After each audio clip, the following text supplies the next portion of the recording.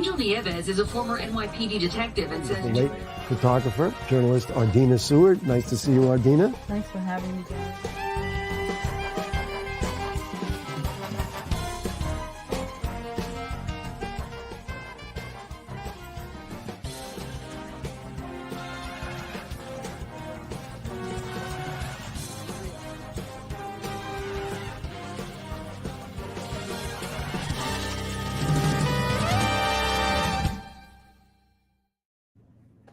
Well, hey there. Good evening, good morning, wherever you are out there in listener land. It's a rainy night in New York City where Angel Nieves and I are, retired NYPD Detective Angel Nieves. But we are in our houses. We are warm. So is my little buddy here, Buddha, who is warm. But there are a lot of cats out there who are not warm tonight and who are not dry. And this is where the TNR and animal rescue people really, really do yeoman's duty. They're out there in this kind of weather, in the cold, in the heat, in the rain, and they get cats and other animals to safe havens. And our guest tonight has dedicated a good portion of his life to doing just that. His name is John Debacker. He's out in Long Island. He has an organization called LICKS, L-I-C-K-S. And he's, for lack of a better word, he's the cat man. And he has shown his devotion to rescuing animals, trapping animals, neutering them, and protecting them. And Angel has some video. So this way you'll learn more of what John does before he actually comes on.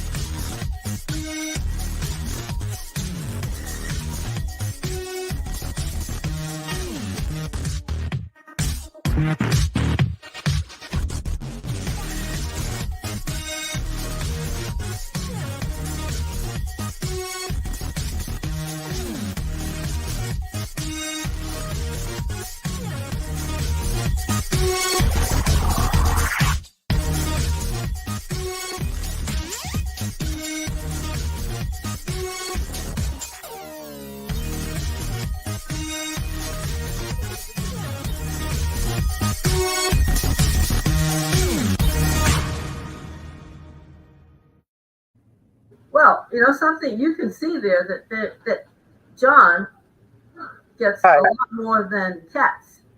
I saw, it looked like I saw raccoons. I saw, was it a ferret that we saw? No, possum. A possum, that's it. So, yeah.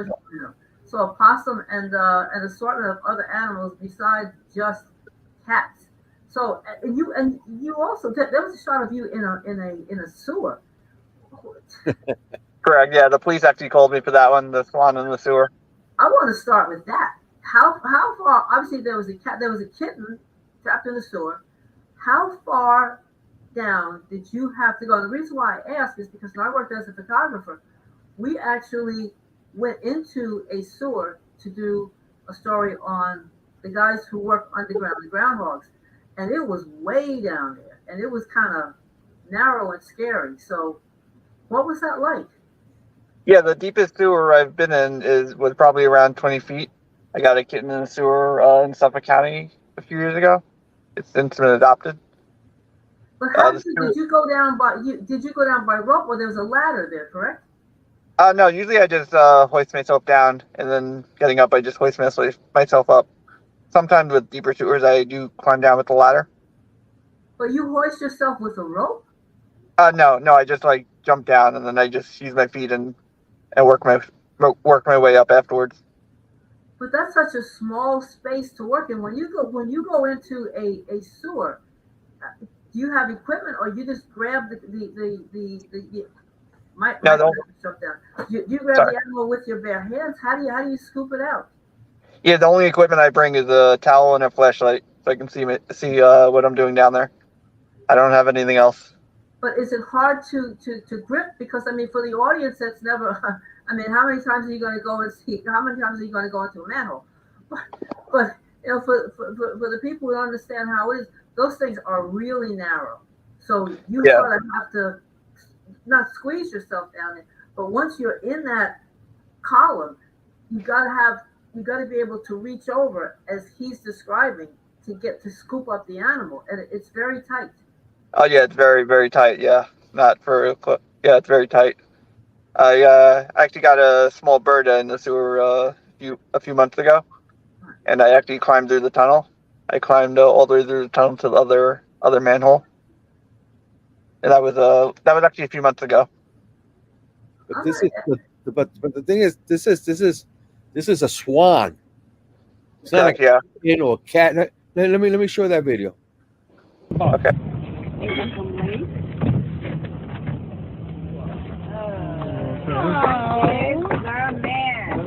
Yeah. Hi, Birdie. I'm trying to video it. that Yeah, is tight. that swan was actually only 2 feet down. It was one of the smaller manholes that I've been in. But it's still tight. Now, when you've done that, have you ever been bitten by the animal? No, swans. They won't really bite you. They may hiss a little, but not really bite. But I noticed that you weren't wearing gloves, correct? No, swans I'm not afraid of. I've handled many swans. They're not really aggressive to you if you're trying to like grab them. But when you go into those, do you generally wear gloves or you don't wear gloves? Pretty much cormorants and cats are the only animal I wear gloves for. Cat bites can get infected pretty easily. Yeah, I actually got hospitalized from a cat bite once. yeah, they can. You can get sick. I mean, Yeah. it doesn't happen often, but people do get sick, and especially if you're an environment that's already has a lot of bacteria, it just becomes compounded by the fact that the cat's biting. It's not the cat's fault. The cat's scared, but stuff Yeah, they're happens. just scared. They don't mean any harm. Now, I also saw that you rescued a raccoon. Raccoon. Yeah. How? Which takes guts? Because how do you know that raccoon isn't rabid? Actually, more often than not, it's actually distemper is what they have. It's a viral infection. It's not usually rabies, but I did get my rabies shot last month, so I am fully vaccinated for rabies now. So you went through the rabies. It's a series of shots, correct? Yeah, it's 4 shots. Yeah, you need one shot every 4 days or so. Let me ask you this: why would you? My understanding is that those shots are very painful. Actually, it wasn't really that bad. It's same as any other ordinary shot I've gotten. Okay, but why would you subject yourself, even if it's preventative, to getting a series of rabies shots to rescue a raccoon? I'm not saying it's wrong, but a lot of people just wouldn't do that. Yeah, I mean raccoons, just like any other animal, they need people that can rescue them. Otherwise, they'll just suffer and die. Are there any animals that you would not rescue? No, not really. If I got the call for an injured animal, I'll do it. I can't leave an animal just suffering on the street to die. Why do you do that? Why are you obviously so really super dedicated? It's admirable. Yeah, I've always loved animals my entire life, and there's just too many people that don't care about them. So I figured I'd be someone that does care about them. And what was the most dangerous animal rescue you've ever done? Probably one of the highway rescues. I actually one time I was driving on the Belt Parkway. I saw a cat huddled along the center divider. I pretty much just stopped in the left lane as cars were approaching me pretty fast, and I was trying to wave them to move over, but I eventually was able to net the cat in the middle of the highway. I didn't wait. I couldn't wait for any police backup because it was trying to get away from me. Yeah. That was in the BQE, right? No, that was a different one. This was the Belt Parkway. I also did a BQE rescue. Yeah. Let me show you. Let me show you one. I think this is the one you're talking about. Okay. Turning to a News 12 exclusive, a successful rescue mission for one of our four-legged friends earlier today. Tonight, that cat is safe and sound after being stranded off the Brooklyn-Queens Expressway. And News 12's Phil Tate is... No, that was a different rescue, actually. That was one of my crazier rescues also. But that one I did have police backup, so police were helping slow down traffic. Incredible. But the Belt Parkway one I was just talking about, I had no police backup, so it was like a free for all. Yeah, the belt is really busy. The belt is, and those cars are Yeah, cars didn't seem to do it. It's a 3-lane. Sorry, what was that? Right? 3-lane, Angel. Isn't the belt a three-lane? Correct. Yeah, it's a 3-lane highway in both directions. Yes, it's a 3-lane highway, and it's a busy highway. It's amazing. We're not talking about a back road. This is a super busy highway with a lot. Cars are going like 60 miles an hour. And commercial. And you get trucks on there. It's trucks and cars. Trucks, I'm not sure about. I don't think trucks are allowed on the belt. Are they not? Okay, I know I don't think so. Yeah, I don't think so. Yeah, but back to the whole process of your rescue. So in addition to yours finding stranded animals on your own, you also work with the police departments. They call you to rescue animals. Yeah, I have a lot of police friends actually, and sometimes they get 911 calls. People don't know what to do. They get a 911 call about a kitten in the sewer stuck in a car engine, and the police sometimes contact me. They'll also reach out to me for wildlife. And once you have the kitten or the possum or the raccoon in your possession, then what's the process? Where does that animal go? It depends on what type of animal. There's different people for different types of animals. Like I deal with squirrel rehabbers, possum rehabbers, raccoon rehabbers. I don't rehab wildlife. I just do the catching part, and then I transport wildlife over to the rehabber. Right. If it's a cat, though, on the other hand, I'll hold the cat until there's alternate placement. Yeah. Is it difficult to place? Oh, it's probably difficult to place any of those animals. But there's so many cats, it must be very difficult to be able to hand that cat off to someone you can trust. Yeah, wildlife is usually easier to place because they just go back in the wild eventually. Cats are harder to place because can't like always release a cat outside to the wild. So you have to find like a home for them for the next 20 years. Which raises the question what we've had on the show before, particularly with TNR. Sure. There are a lot of people, a lot of TNR rescuers who believe that once you have the cat spayed, you have the cat neutered, and turn the cat back out in the wild. But there are other people who say, no, don't do that. Once you have the cat, then you want to keep the cat, you want to find a home for the cat. So where do you stand on that? No, TNR is trap, neuter, return. So if the cat's feral, sometimes feral cats, they are happier back in their home environment. If it's a kitten though, like young enough, usually like under 3 months, they can be socialized into a home. Yeah. But you have to always do what's right for the animal.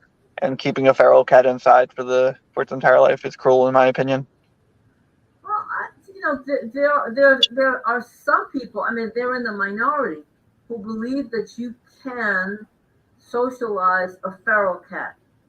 Is that possible? It's possible, but it could take years, and we just don't have the resources because we deal with like high volume of cats, and we don't have the amount of like socializers to socialize a full-grown feral cat. So, how many? I'm just curious. You've been doing this for how many years? 12 years now, since I was 18. And how many feral cats would you say you have rescued? Yeah, that's one thing I don't really keep count of that. I would say over 1,000 though, or several thousand by now. Really? I don't have an exact number because I just do it to save the animal, not about numbers. That frequently. And you work alone. You don't have a partner or someone that you can call to say, look, can you help me rescue this raccoon or this possum? For more difficult cases, we actually do make a few calls. I have a few people that I work with closely, and if it's a difficult case, they will respond to back me up. And you don't wear any protective gear, right? The only gear I would wear is usually gloves, Kevlar gloves. So if they bite, at least it's better than nothing. No. What I do know is this. Like people I see, like rescues, I worked with rescues before in Long Island. They use Yeah. traps. I mean, I don't use traps, but the Cajun traps. Oh yeah, The I use net. traps also. I'll say you use the net mainly. It's like you just grab any animal. It doesn't matter what animal it is. I see you Yeah, allow well, net. yeah, I mostly use traps though. There's some situations where you can't really use a trap, like for the highway rescues. You do have to resort to like netting or hand grabbing. Right. So you do need a little of both in rescue. Well, okay. I need some help. That's what we talked Right. about in the beginning Right. of the show. I have, and has always been, a couple of stray cats behind my house because my house sort of butts up against a wooded area. And I've left food out for them. I built little cat huts and stuff for them. But now that it's starting to get cold and I'm seeing some young cats, just a whole new Oh, crop of cats. And I would like to be able to trap them. I don't have a sophisticated trap setup. So for myself and for everybody else out there who's in a similar situation, if I go out there tomorrow and I want to get one or two cats to be able to take them to a shelter or someplace where they'll be taken care of, what's the easiest way to do that? well, shelters. It all depends on if the cat's friendly and their age. Shelters, no shelter will take a feral cat, so they do have to be socialized first. No shelter will take a feral. I didn't know that. Did you know that? No, no, every cat a shelter takes is friendly. Wow. So, Yeah. that changes the whole scenario because. So what do I do if I go out there with a net, like as Angel says, and I've caught a feral cat? I don't want it to have to fend for itself in the winter. What do you do? Oh well, first of all, I wouldn't recommend netting a feral cat unless if you have no experience, because it would probably rip you apart. Yeah. So yeah, but definitely always use traps. And as we said earlier, trap neuter return is the best way to do it. You have to make appointments at a local spay neuter clinic. Trap the cat the day before the appointment, and then transport the cat, and then return the cat back into the wild after recovery. Is there a simple trap that you can make at home? Is there like a DIY animal a cat trap? Not a DIY, not that I know of. I use True Catch. You can buy them on online at truecatch.net, I believe it is, or you can use Tomahawk at livetrap.com. What Both are the best. can you buy them on Amazon? Where do you get them? Yeah, you can buy them on Amazon, but it's much more expensive on Amazon. You'll save a bit of money if you buy them on their own website. Okay, all right. What mistake when people get small cats? What's the first mistake that they make when they acquire that cat or that kitten? Sorry, I don't understand the question. I'm saying if someone people sometimes make mistakes when they are able to acquire a kitten or a young cat that they found. So what's the worst mistake that they make? Is it in the food that they give the cat? Is it the way they handle the cat? What's the first mistake? What should people not do? Like somebody goes out there tomorrow and they find a stray cat. What's the first thing that they should do and should not do? Well, I would definitely consider crating the cat to start. Get on a large dog crate or with the bedding, litter box, food, water to start. Because if you get a cat from the outside and you just let it in your house, it's going to hide. You may never see the cat. So it's the easiest way to socialize is in a dog crate or a small bathroom or a small bedroom. Don't just let the cat have free roam in the house right away. And what about food? Do you give a cat what's the first you go to the store and get? Wet food, dry food, scraps? What do you feed them? Whatever you've been feeding the cat outside, it's pretty much I would keep to the same diet. I wouldn't change the diet up on the cat because they can upset the stomach.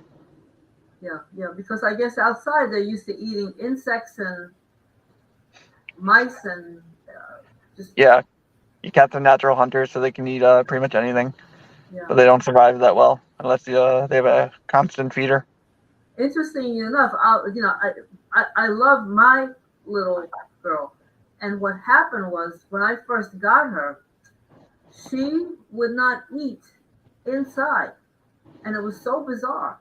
So I actually had to take the food and put it outside on the porch where, of course, she couldn't get away.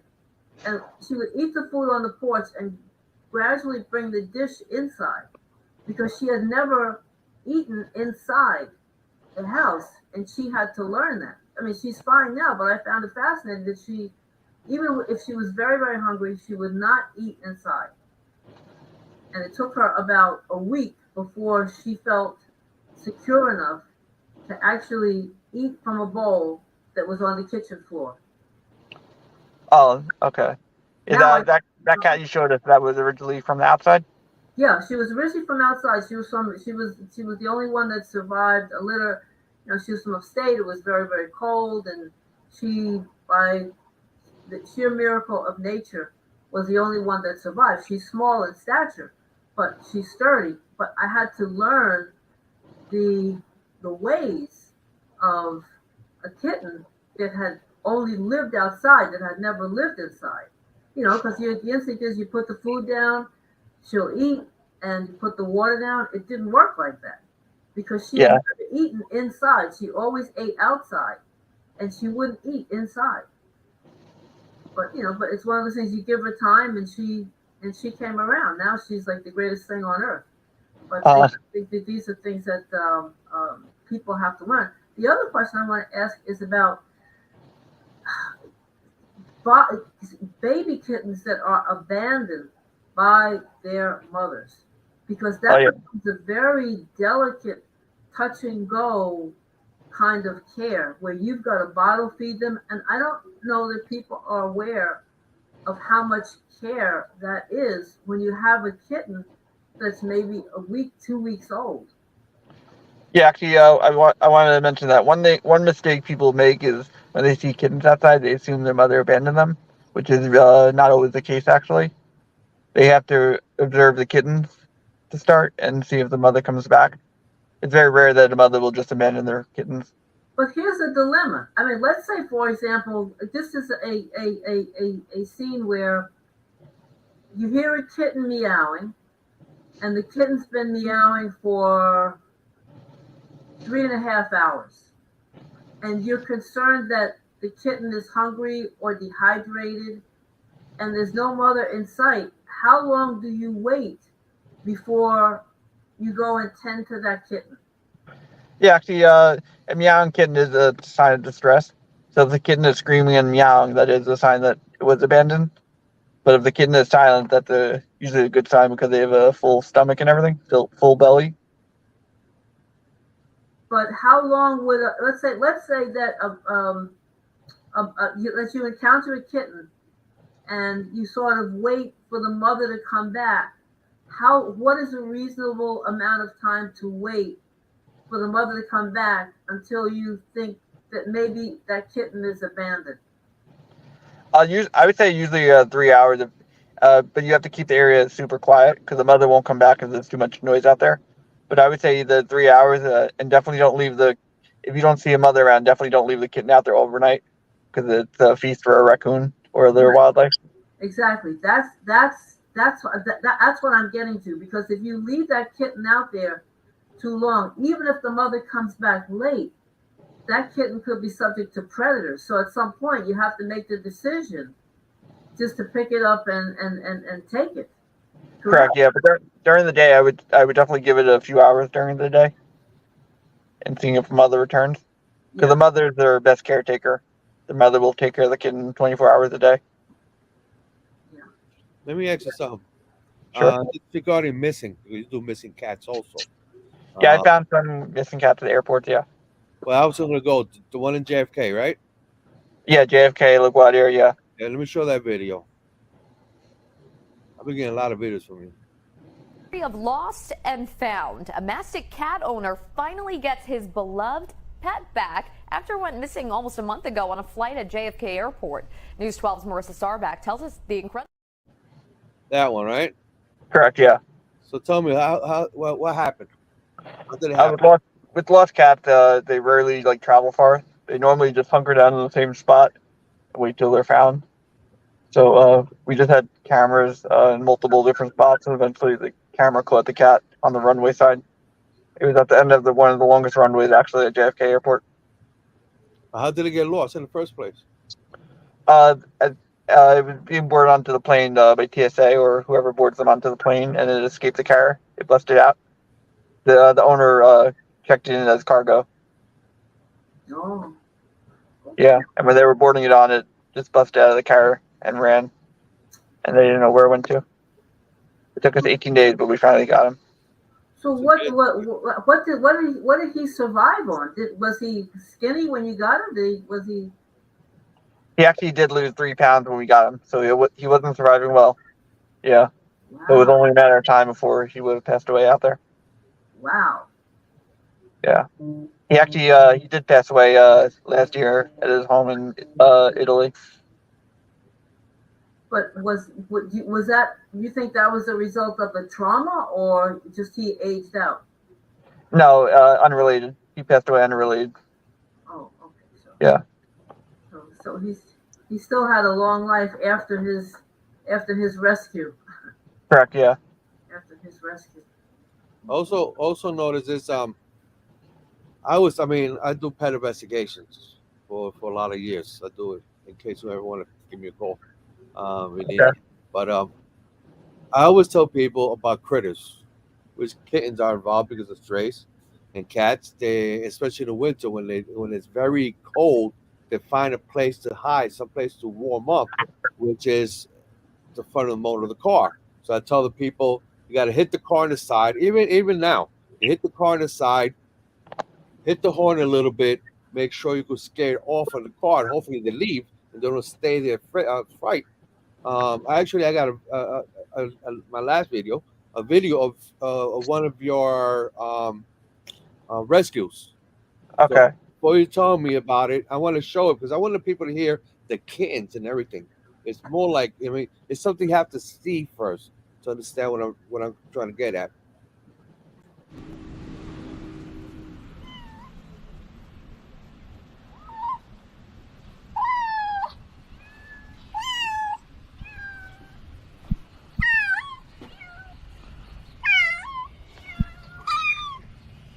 Oh, I see her. You have a towel? I see her.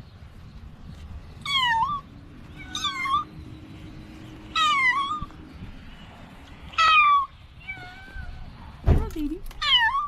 She was in this earlier. This is too big. Oh, do you have a thick towel? No. Oh. I'll go in the house.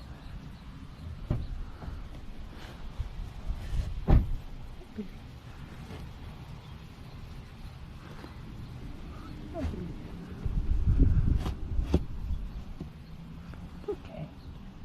Oh, come on. My hand can't fit. Yikes.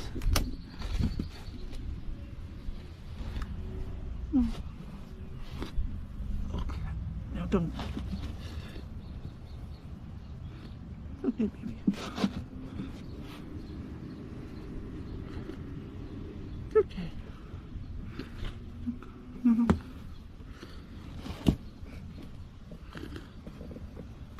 Don't go anywhere. It's okay. I got you.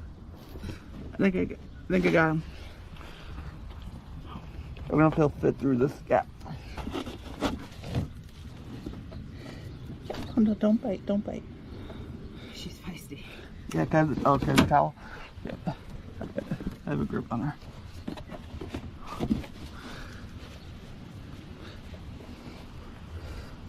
I can't even see her.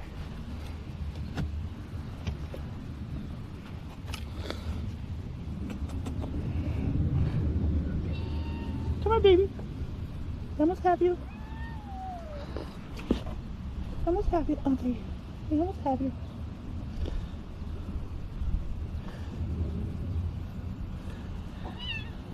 That's okay. I almost have you. I almost have you. Oh, it's okay.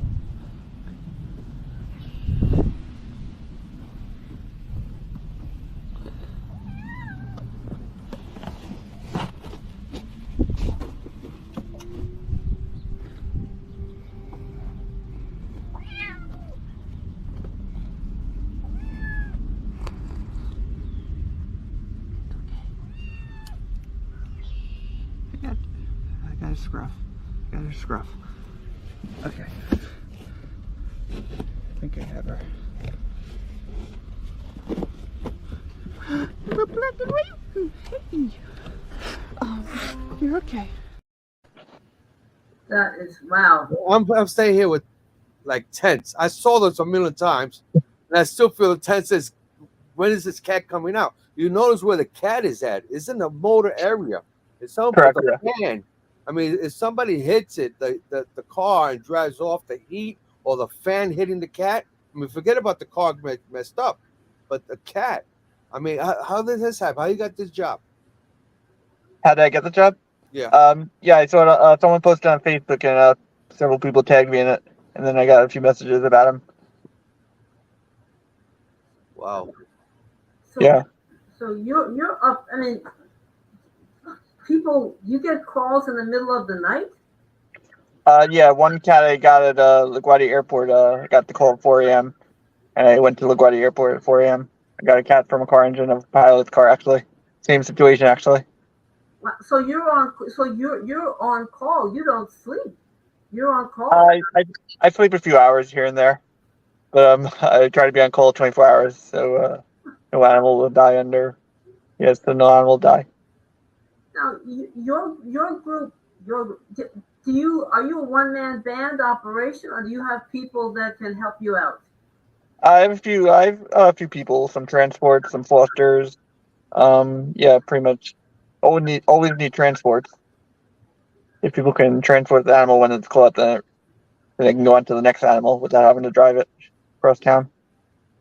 So if I'm going to make the appeal out here for you, because I know you're a modest kind of guy, but if somebody decides that they want to help John with transport or rescue, how do they call you? They can find me on Facebook under my name, John Debacker, with the cat logo, or they can. I can give my phone number also. Sure. Is it okay to give my phone number? Yeah, 516-557-3328. You can always text me if you're able to transport and all. And you're on Facebook? I'm on Facebook, yeah. That's probably the easiest way to find me. Because I miss a lot of text messages because I got so many. But you also have a website, right? Correct, yeah. liCatsKittens.org. So they can reach you there too, or What was that?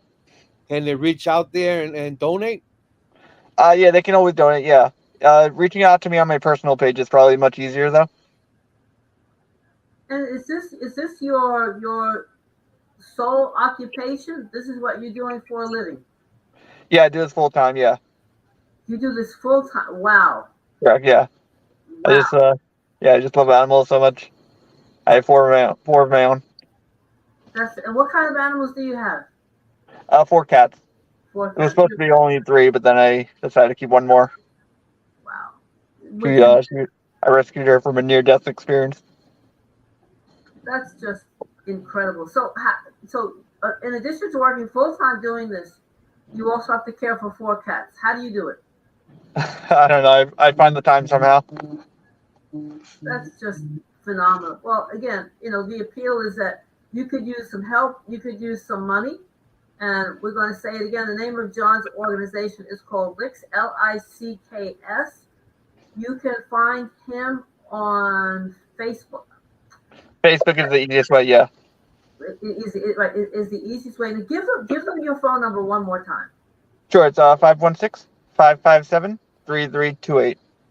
And also, what was that? I'm sorry. Go ahead. I think go ahead. I interrupt you. Go ahead, John. Oh yeah, I also want to mention that I do also have a TikTok now. I recently created a TikTok account. I posted a few videos on there of me catching some kittens also. Fantastic! Wow. But you use this emblem also, right, on your Facebook?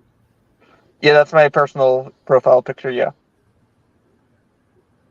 Well, John, it's refreshing to see somebody not only talk the talk but walk the walk.